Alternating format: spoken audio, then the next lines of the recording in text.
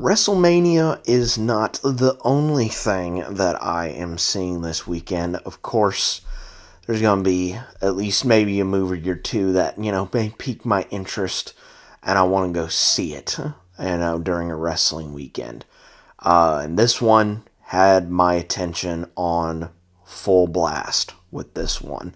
Of course, I'm Daniel Strong. Welcome back to QuickTime Reactions. And this is my review of the latest monster movie, although it is not from Universal, who are basically the kings of monster movies. This is from Warner Brothers, and it is Lee Cronin's take on The Mummy. This is, of course, as the title says, this is Lee Cronin's The Mummy, so it only makes sense that Lee Cronin wrote and directed this movie. If you do not know, Lee Cronin is the same director that gave us Evil Dead Rise a few years back. Partner him up with James Wan and Jason Blum, Blumhouse and Atomic Monster, coming in to be sort of, a help for this. And, of course, you're going to have all sorts of horror goodness. The movie stars Jack Rayner, who you might recognize from Midsommar, Laia Costa May Kalamaui. I may have pronounced that horribly wrong. If you recognize her, that's because she was in Moon Knight. She was Scarlet Scarab in that series. Natalie Grace, Veronica Falcone, as well as a whole host of others. And we follow a family in this movie. A family that, has gone through a bit of trouble, but they've come out of it a little bit better. Although that trouble that they get into comes back into their lives because they found out that one of their kids, a daughter named Katie, was found alive. But she was found alive in a 3,000-year-old sarcophagus. So there was only one question that remained on everyone's lips. What happened to Katie? And over the course of the movie, they will find out, and find out indeed as to what happened to their daughter. Meanwhile, all sorts of calamity breaks down. So, will they be able to get their daughter back? We'll have to wait and see. So this one had my interest because of the man that wrote and directed this movie, Lee Cronin. Evil Dead Rise was really, really good, and was, I wouldn't necessarily say a big departure from what Fede Alvarez gave us in the 2013 Evil Dead movie, but it was different enough to make it really, really good and have it stand out really, really good. And plus, the cast dynamic in that movie was really good as well. Lots of things working for that movie's favor. And so, he now has this movie.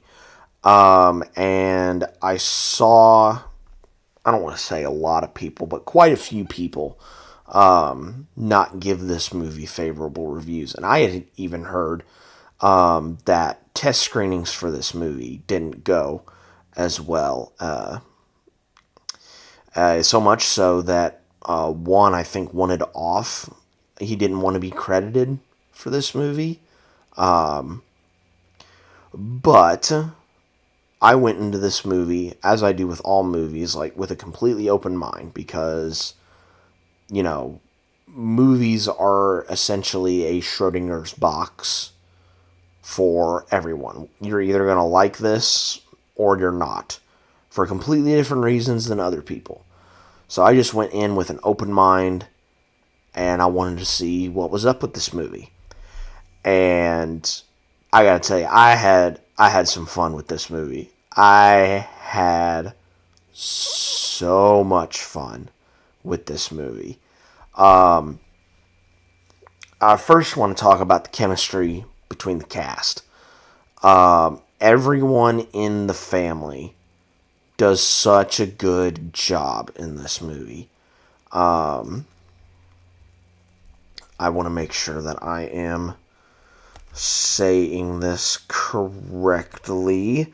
Yeah, Jack Rayner and Lia Costa, who are the parents in this, are really good. They are really, really good. Like, each of them have a valid reason as to why they are acting a certain way in this movie. And to me, that it works out really, really good. And it gives a lot of reason into their mindset and how they're dealing with this situation that's unfolding before their eyes. And I thought both of them handled it in a realistic way that also supports what their characters are doing in the story. Like, it served both a realistic purpose, like I could see someone actually reacting this way, and it also served a story purpose in, driving the story forward. So I thought that was really, really well done. The kid actors in this are really, really good, especially Billy Roy, who plays Katie in this movie. Or no, excuse me, Natalie Grace. Sorry. I'm just looking at the whole cast rundown, and I saw Roy's name first, and I thought, oh, that's Katie. No, sorry. Natalie Grace, who plays Katie. She is so good in this, especially when she is unearthed and is the mummified version of herself. So good. So good. Her performance was really, really good. Cinematography in this movie was done by Dave Garbett, and you can definitely tell that Cronin was kind of like bringing visuals in from what he did on Rise into this movie, and I thought that worked out really, really well. It gave this movie a bit of a different flair from what the classic Universal monster movie was, from what even the Brendan Fraser movie does. Like, it gave this film its own identity, in my opinion, with how it was shot and the effects that were in this movie. I want to give the effects company all the love in the world for this one, because there are certain things that are just like, ooh boy, others are like really, really bad, and it has to do with the human body. Like, body horror is just something that, gets under a lot of people's skin. And if you've seen the movie, yes, I say that with, full pun intended. But, there are certain things in this movie that are just, woo, this is a lot. It is a lot. There's one instance with a toenail clipper. It just, it gives me shivers thinking about it. Then there's one other sequence towards the end that is absolutely just, in terms of body horror, and more specifically like skin, just yeah, nah. The music done by Stephen McKeenan. I hope I said that name correctly. Trying to see here. Yep, he also returns to working with Lee Cronin from Evil Dead Rise. I thought he did a really good job with the score. Created tension where it needed to, while also giving. I would also assume like he was the one that picked like the music that was on the radio in certain scenes. So it's like, you know, giving tension to scenes where it needed it, while also bringing levity to other spots where it needed it. So really good job on the score by McKinnon. And overall, man, I had a fun time with this.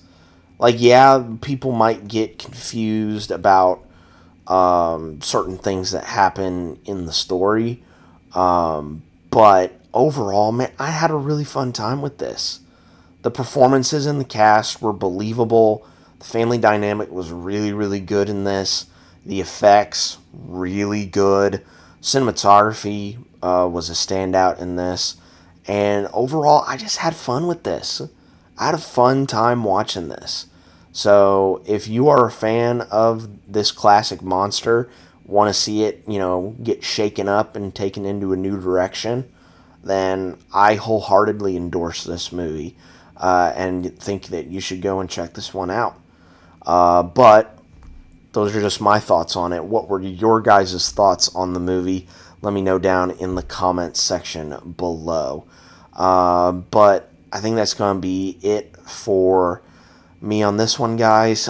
Be safe out there, and you know, think back to when you had a sunburn and you saw all your skin just like peeling off. Yeah, imagine that if, doing that, but it's been 3,000 years and you wake up and, you just start peeling all your old skin off, and then it's just like muscle and flesh and bone under there, assuming that you still have that. That takes, shaking off all the dead skin to a whole nother level, if you know what I mean. And I will catch you guys next time.